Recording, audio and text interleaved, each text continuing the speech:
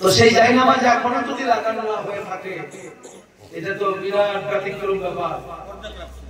অর্ধেক লেগেছে আলহামদুলিল্লাহ, তাহলে অর্ধেক লেগেছে, এখন অর্ধেক বাকি আছে।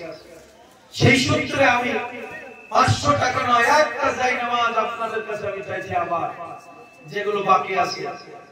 যে জায়নামাজ কে মুসাল্লা বলা হয়েছে আল্লাহর কোরআনের মধ্যে, ইব্রাহিম পয়গম্বর আলাইহিস সালামের পবিত্র কদমের ছাপ যে পাথরের উপরে আছে, সেই পাথরটাকেই কিন্তু মুসাল্লা বলা হয়।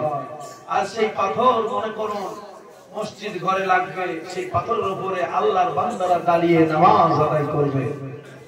আমার ভাইরা, সিমেন্ট বালি, তারপরে মনে করুন মিস্ত্রি লেবার ইত্যাদি সব মিলাইয়া একটা জায়নামাজের দাম তখন বলেছিলাম 1000, এখনো বলছি 1000। একটা জায়নামাজ, একটা করে জায়নামাজ। আমার ভাইরা, সভাপতি সাহেব বললেন সিমেন্ট লাগবে, বালি লাগবে, সবকিছু লাগবে, সব দিক দিয়ে মোটামুটি 10 লক্ষ টাকার বাজেট। এই বাজেট থেকে আমাদেরকে পিছিয়ে থাকলে হবে না, মর্দে মুজাহিদের মতো আমাদেরকে এগিয়ে আসতে হবে।